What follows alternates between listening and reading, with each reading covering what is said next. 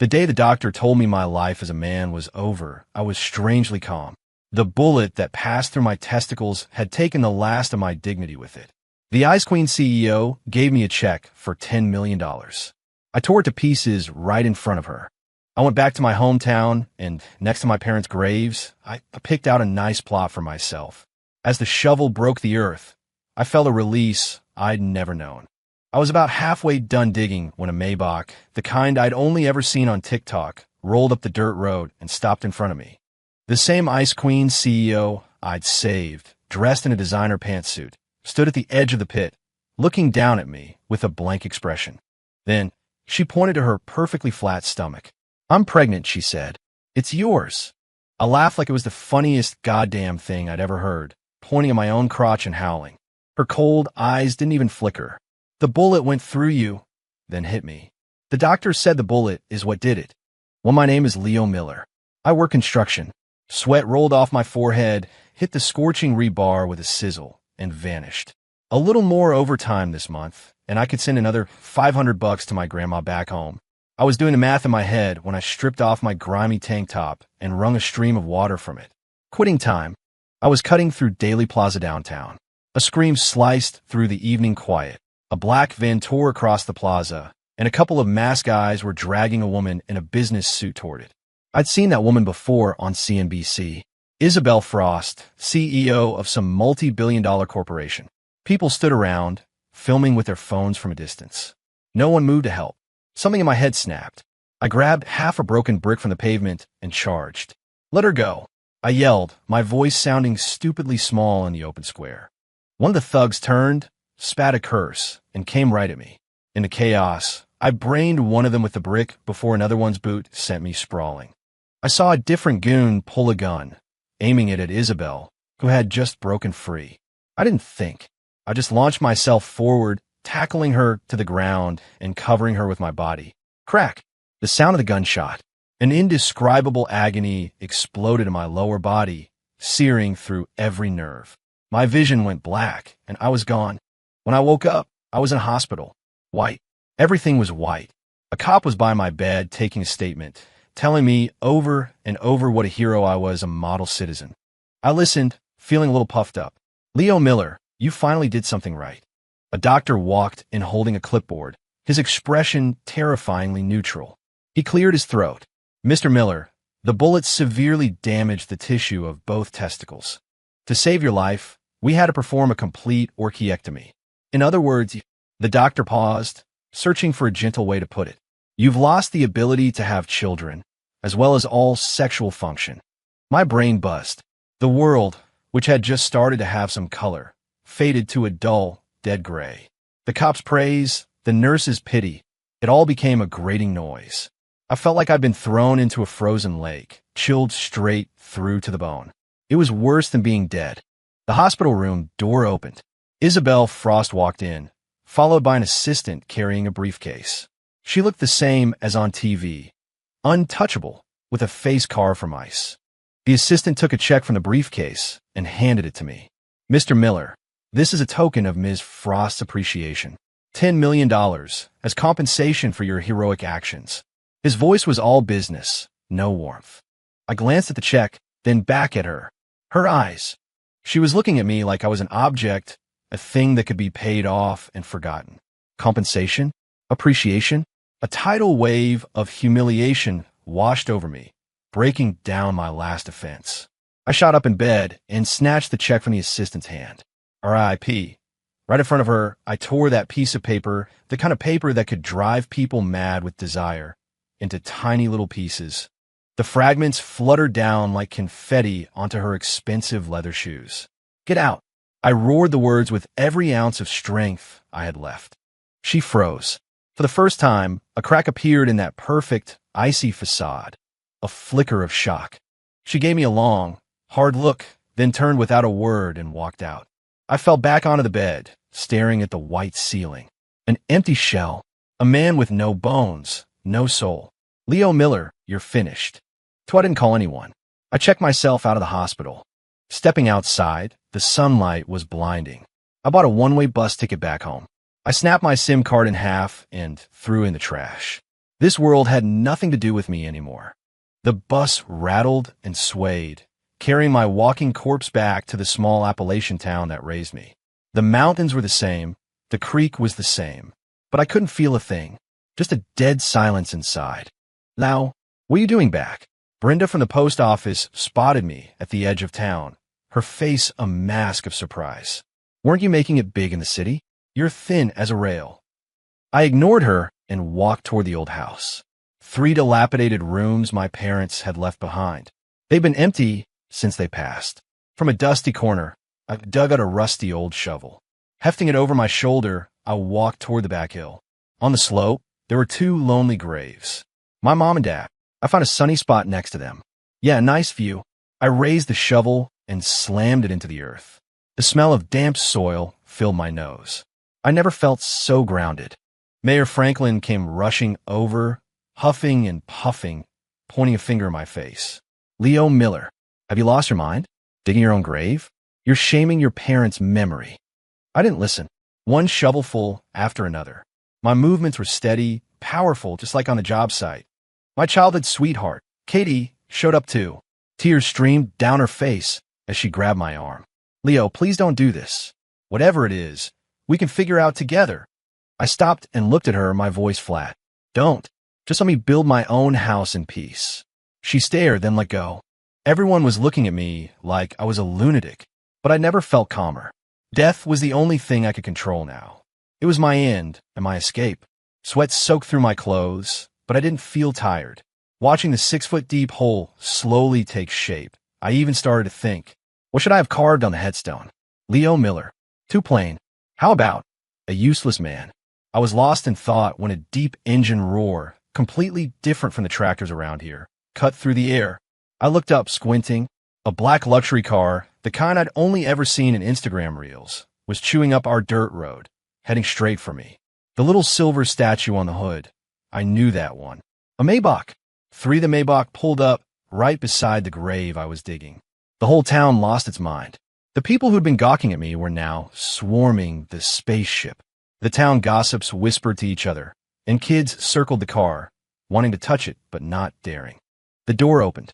A foot in a 4-inch stiletto heel stepped onto the dusty West Virginia soil. The heel sank into the dirt.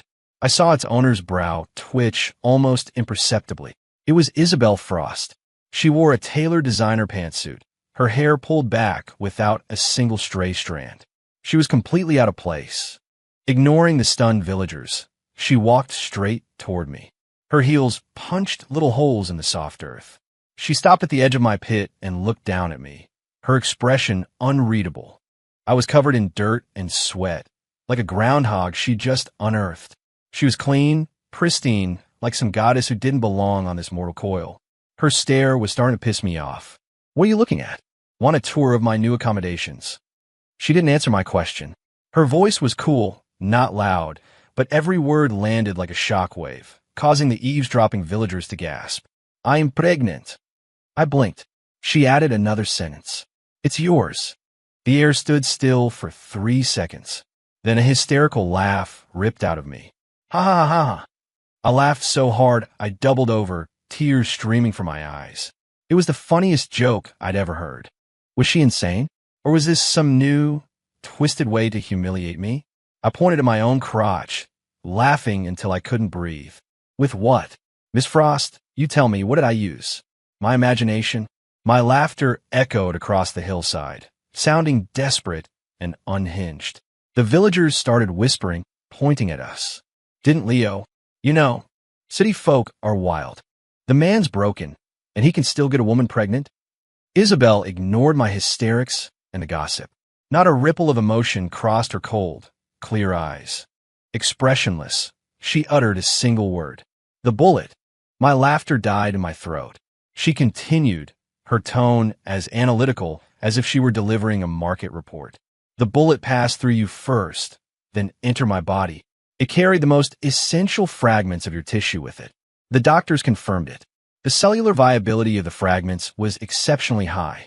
They successfully implanted inside of me. I was stunned. I looked at her dead serious face. There wasn't a hint of a joke in her expression. My worldview, which had been shattered by the doctor's diagnosis, was now being blown to smithereens by her. The villagers erupted. What in tarnation? A piece of lead can play stork now. Sweet Lord, the technology they got in the city is something else. That's what you call a long-distance delivery. I looked from Isabel's face, a mask of science and logic, to the villagers' expressions of pure, slack-jawed belief. For the first time, I felt like the world might be even crazier than I thought. Me, Leo Miller, a broken man, had gotten a CEO pregnant. With a bullet? Was I dreaming? It's a ballistic, immaculate conception. The old books speak of such things. It is a sign of great fortune. Doc Abernathy, our town's semi-retired GP and resident scholar, peered at Isabel over his reading glasses and delivered his earth-shattering verdict. Mayor Franklin heard this and slapped his thigh. Great fortune? This is a blessing for Havenwood. He waved his arm decisively. If she's carrying a Miller, then she's one of us. She's staying right here to be looked after. And Leo, you stop digging that hole and get your ass out of there right now. And just like that, I was escorted by a crowd of euphoric townsfolk out of my own grave. Then I was detained along with Isabel in my family's 3-room, crumbling old house. Isabel's 2 assistants quickly unloaded half a dozen enormous suitcases from the trunk of the Maybach. They began a futile attempt to turn my decade of dust-covered home into a sterile maternity ward. Isabel took one look at our outhouse and declared the smell would stunt the fetus's development. She immediately pulled out her phone and ordered a 5-figure smart toilet from Amazon. Her assistant had to remind her, "Ms. Frost, he doesn't have plumbing or electricity." Isabel fell silent. She needed a hand-ground coffee to stay sharp for work. My grandma, her hands trembling with age, brought her a mug of hot water and tore open a packet of Nescafe 3-in-1. "Here you go, dearie. Best coffee in town. It's sweet." Isabel stared at the murky liquid with its floating creamer particles and fell silent again. She wanted an organic kale salad, air-freighted from Europe. My grandma scooped a huge portion of biscuits and gravy from the skillet and slid a perfect sunny-side-up egg on top. "Eat this. It'll stick to your ribs, give you strength." Watching Isabel and her elite team trip over themselves in my chaotic little house felt both devastating and hilarious. I pulled her out into the yard. "What the hell are you doing? Have you lost your mind?" She took a file from her assistant and handed it to me. "I'm not losing my mind. This is the report." I opened it, and my scalp prickled. An analysis of supersonic projectile-mediated xenobiotic implantation of human germline cells, a gene ballistic report.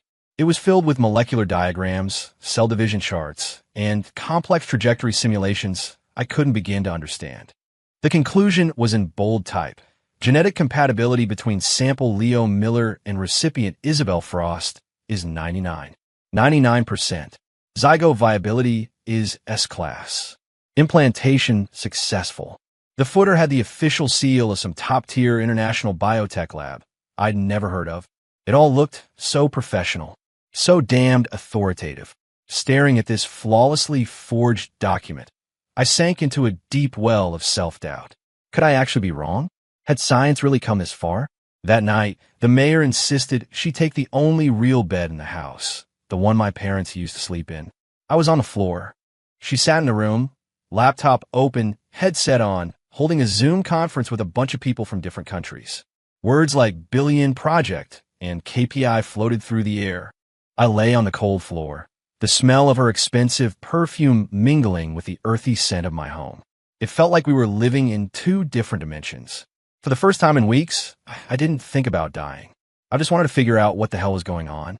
5 Isabel quickly drew up a strict fetal development KPI execution strategy. The plan was scheduled down to the minute. 6 in the morning, just as the sky was turning gray. She had her assistant set up a Bluetooth speaker in the yard to play Mozart's Ein Klein-Nacht music. The elegant music successfully woke up every chicken in a 1-mile radius. For a moment, the symphony of roosters, barking dogs, and classical strings was a special kind of rural chaos. At 7, I was required to read the latest Wall Street Journal aloud to her flat stomach.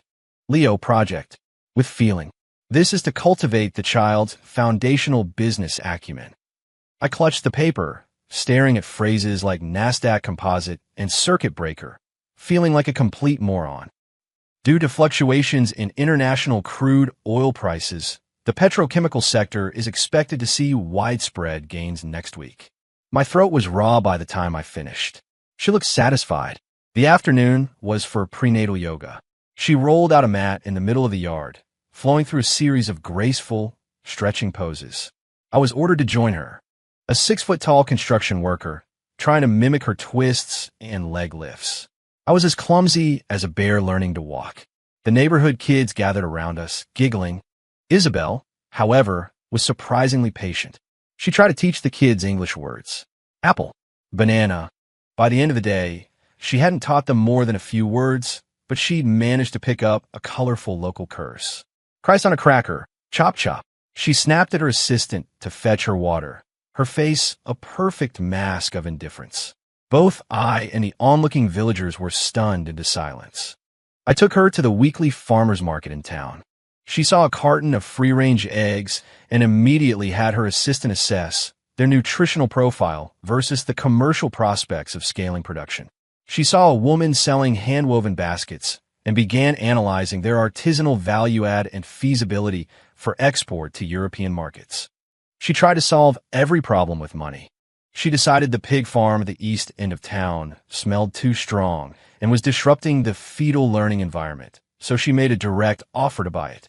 The owner, Old Man Higgins, chased her off with a manure shovel. What in God's name did a city girl like you want with my pig farm? You trying to take my whole damn life? Amidst one baffling incident after another, I realized I was starting to get used to her. She was absurd, but she had this drive. This need to do everything to the absolute extreme. That night, she asked me to read the financial news again. I tossed the paper aside.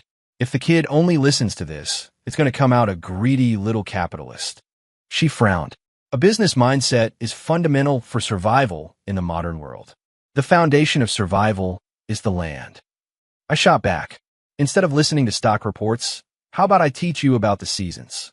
About how to plant corn? She hesitated, muttering nonsense under her breath, but she actually put her files down and sat quietly on the edge of the bed. I talked about planting, about fertilizing, about the harvest. I told her about the droughts and floods in our valley, about the funny things that happen to fields. She listened intently, even asking questions. Why burn the stalks? Can't they be recycled into biofuel? That night, for the first time, we had a conversation that wasn't an argument. Late, lying on my makeshift bed on the floor, I could smell the faint scent of soap from her. Not the standoffish perfume. The feeling was strange. Sixth town troublemaker, Ricky Peters, was my rival from way back. He'd always bullied me because I was an orphan. I ran into him at the general store when I was buying a pack of smokes. He looked me up and down with a sneer, a low chuckle rumbling in his chest. Well, if it ain't our big hero, Leo Miller. Heard you made a name for yourself in the city. Gave up your family jewels for some broad. Huh. A few old-timers sitting on the porch chuckled. Their laughter cut deeper than a knife. I balled my fists, my nails digging into my palms. I wanted to deck him, but he was right. I didn't even have the most basic part of being a man anymore. What right did I have to fight anyone? A crushing wave of shame and helplessness pinned me to the spot. I finally uncurled my fists and turned to leave. Leo, you're less than a eunuch now, ain't ya? Heard that CEO lady is pregnant with your kid, though. Haha, how'd you manage that? Send it to her in a dream. Ricky's laughter grew louder, more obnoxious. I froze, my whole body rigid. Just then, a cool voice sounded behind me. Are you finished? It was Isabel. She'd walked up without me noticing and was standing right behind me. She approached Ricky Peters, her face as blank as ever. No argument. No anger. She simply took out her phone and made a call. Hello, is this the EPA? I'd like to report the illegal use of malachite green at the Peters Fish Farm on Clear Creek. Her voice was quiet, but every word was crystal clear. Ricky's face went white. His family ran the biggest catfish farm in the county. It was their entire livelihood. You're lying. Isabel put her phone away without giving him a second glance. We'll find out if I am in about 30 minutes. With that, she grabbed my wrist and pulled me away. Less than half an hour later, a fleet of vehicles from the county inspection agency rolled into town. They went straight to Ricky's fish farm, took water samples on the spot, and slapped a quarantine notice on the gate. Ricky's legs gave out. He half ran, half crawled to my house, and dropped to his knees on the front porch. Mom, I was wrong. I got a big mouth. I ain't human. Please have mercy just this once.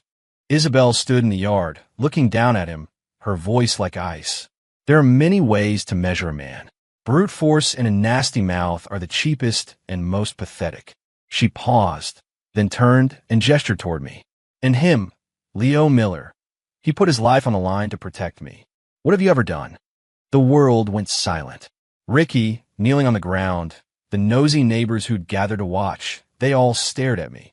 I looked at Isabel's back, not particularly broad but strong. In some frozen corner of my heart, a crack appeared. Something warm started to seep through. The way the townspeople looked at me changed. For the first time in my 26 years of life, I stood up straight in front of them all. 7 the days fell into a rhythm. I got used to telling stories about farming to her stomach. She got used to my grandma's biscuits and gravy. The air between us grew comfortable. There were even moments when I truly felt like we were a family. Me, her, and the bullet baby that existed only in a lie. One afternoon, she was in the yard on overseas call, discussing some kind of merger.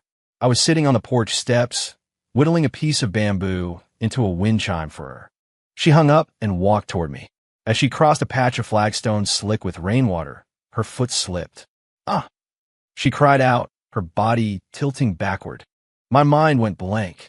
My body moved faster than my brain. I dropped the half-finished wind chime, lunged forward, and caught her just before she hit the ground. But she clutched her stomach, her face pale, a fine sheen of sweat on her forehead. It hurts! She breathed out the single word and curled into my arms. My heart skipped a beat. It's okay. You're okay. I didn't know if I was talking to her or myself. Without a second thought, I swept her up into my arms and ran faster than I ever had in my life toward Doc Abernathy's clinic at the edge of town. Get out of the way. Get the hell out of my way. I sprinted, roaring, my voice shaking. She was so light in my arms, but felt so heavy. Holding her, for the first time, I felt a real, gut-wrenching fear. I was afraid of losing her. And I was afraid of losing the child we had created together, even knowing how absurd it all was. By the time I burst into the clinic, I was about to collapse. Doc Abernathy, startled, scrambled to get her onto the single examination bed. Stethoscope, blood pressure cuff, he used everything he had. I paced like a caged animal, helpless and terrified. How is she, Doc? Is the baby okay? I was sweating buckets, my voice cracking. Isabel lay on the bed, watching me silently. In those eyes that were always so cool, a flicker of an emotion I couldn't decipher. Doc Abernathy finished his examination, stroked his goatee, and let out a long breath. She's fine, son, just fine. A little shaken up is all. Go on home, rest up, and have her drink some sweet tea. My knees buckled, and I nearly hit the floor. It was as if all the strength had been sucked out of me. On the way back, I didn't say a word. I walked ahead of her. Silently, I kicked every loose stone or pebble that could possibly trip her off the path. Back at the house, I made her a mug of hot, sweet tea and watched as she drank it in small sips. I sat by her bed, looking at her pale face. For the first time, I began to seriously think. I had to do something for this family. 8. The peace didn't last long. A Porsche Cayenne with Illinois plates parked aggressively in front of my house. A young man in a sharp suit, looking every bit the corporate shark, got out, flanked by 2 bodyguards. "Bed, are you insane?" The moment he stepped into the yard and saw Isabel living in my ramshackle house, he exploded. "Do you have any idea the entire company is looking for you? The board is in chaos, and you're hiding out in this godforsaken corner of the world." This was Isabel's brother, Julian Frost. He jabbed a finger in my direction. "And you worthless piece of trash. What did you do to my sister? What kind of spell did you put on her to make her stay here and eat dirt with you?"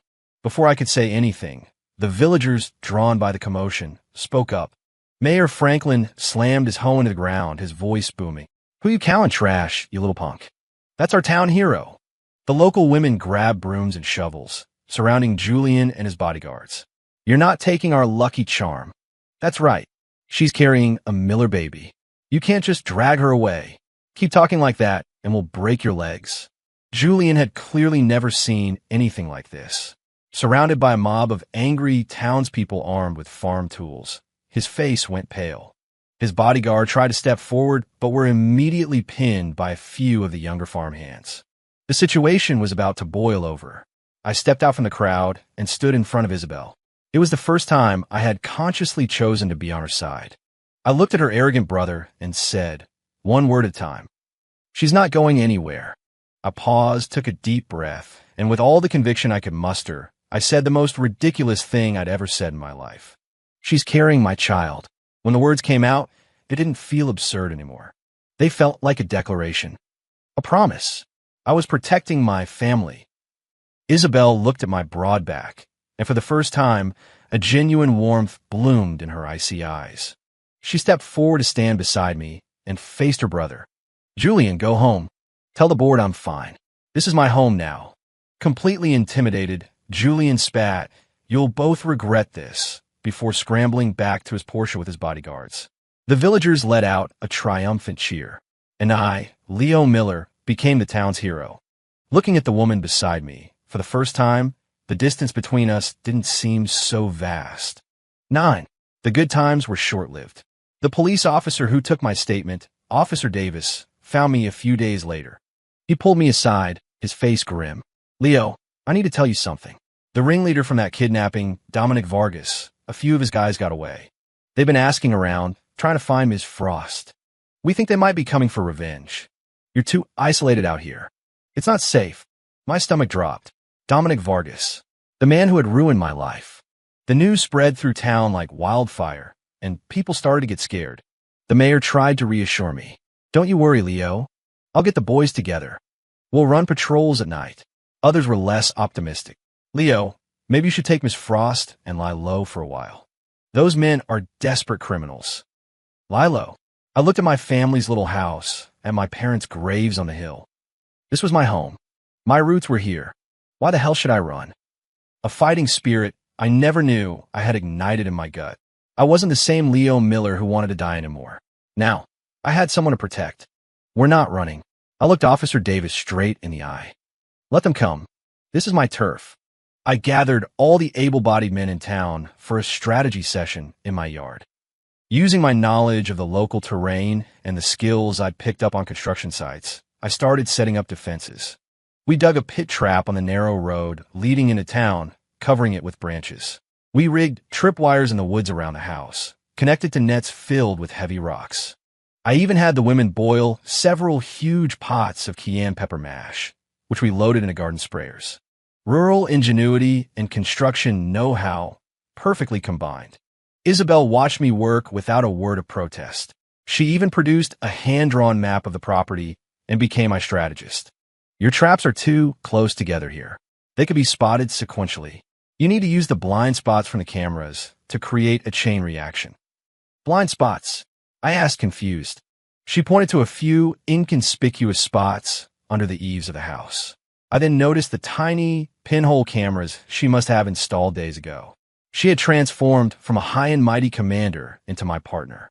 I looked at her focused profile and felt like I wasn't a broken man anymore. My knowledge, my strength, it all had a purpose. In that moment, I truly came back to life. As night fell, I stood in the yard, looking up at the star-filled sky. I spoke silently to my parents. "Mom, Dad, your son isn't running this time."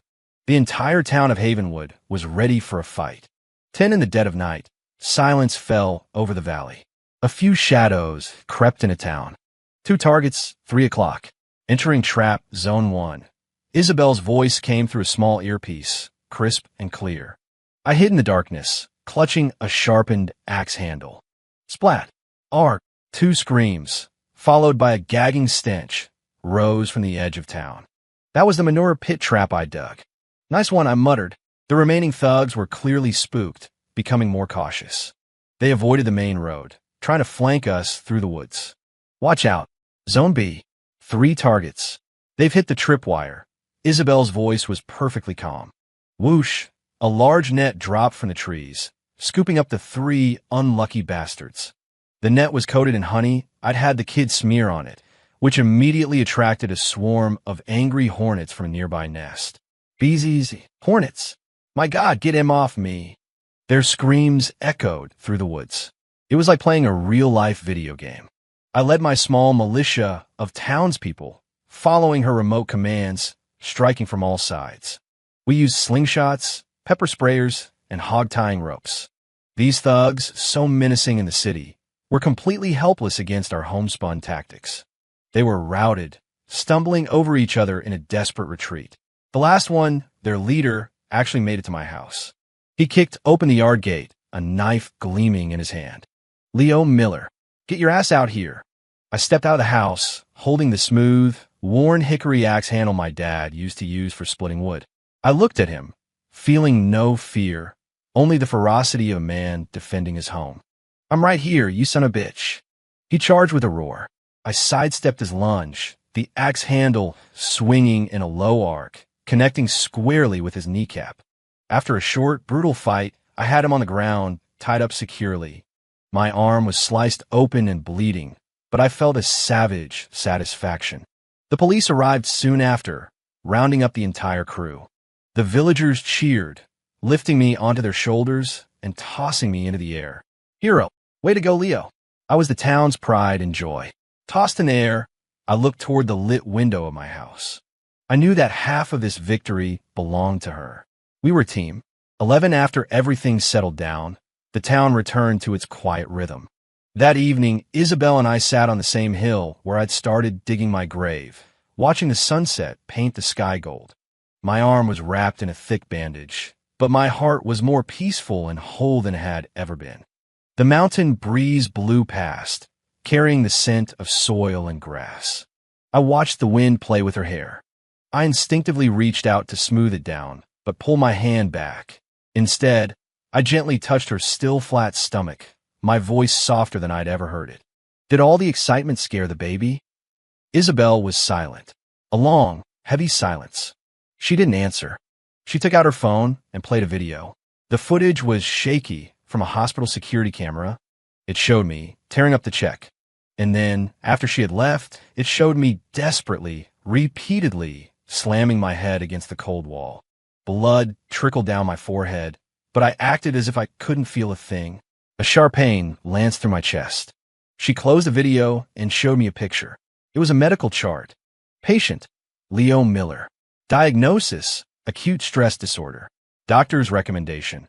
Attempt to establish a powerful, external anchor of responsibility that the patient cannot refuse in order to reactivate his will to live. My head was spinning. She finally spoke, her voice a little hoarse. "I'm sorry. I'm not pregnant. The bullet pregnancy. I made it up. The report was faked by the best special effects team and biologists I could hire." I just sat there, frozen. The last rays of the sun warmed my face, but I felt cold to the bone. It was all a lie. The bullet baby that had given me a reason to live was a lie. The hope that had given me a sense of purpose and connection was a lie. Everything I had fought to protect was just an elaborate, calculated deception. An overwhelming sense of loss and betrayal crashed over me. I felt like a complete and utter fool, a clown she had manipulated for her own purposes. She looked at me, and in those eyes that were always so cold, I saw vulnerability and a plea for understanding. But I never thought that you would be the one protecting me in the end. Leo, you saved me. A second time. My world tilted on its axis. 12, I was quiet for a long, long time. Down below, smoke curled from the village chimneys. The laughter of children playing tag drifted up the hill. The sounds of life, real and warm. I didn't get angry. I didn't yell. I just turned my head and looked at the woman beside me. And then I smiled. A smile more relaxed and liberated than any before. "Isabel Frost, you are, without a doubt, the craziest and most clumsy woman I have ever met." I stood up and stretched, the movement pulling at the cut on my arm, making me wince. I looked at the new scar, then down at the patch of earth where I had intended to bury myself. "But thank you." I met her eyes and said it with all the sincerity I had. The baby might have been fake, but this whole thing, it made me realize something. It doesn't matter if I'm a whole man or not. What matters is living like one. I was no longer the man who wanted to die, the man who thought his world had ended. She had, with the most absurd lie imaginable, pulled me right out of the grave I had dug for myself. Isabel's eyes slowly turned red. A single, crystalline tear traced a path down her cheek. It was the first time I had ever seen her look so fragile. I raised my uninjured hand and, a little awkwardly, wiped the tear away. Her skin was cool, but my fingertips were burning. The last light of the sunset stretched our shadows long across the grass, letting them intertwine. I looked at her face, tear-streaked like a child's, and on a whim, I spoke. So, the bullet pregnancy was fake. You want to maybe try a more scientific method? She stared at me, her teary eyes wide, as if she didn't understand. Then, a smile I had never seen before, brighter and more stunning than the sunset, bloomed across her face. She didn't say anything. She just looked at me and smiled. I knew the story of the bullet baby was over, but the story of us, that was just beginning.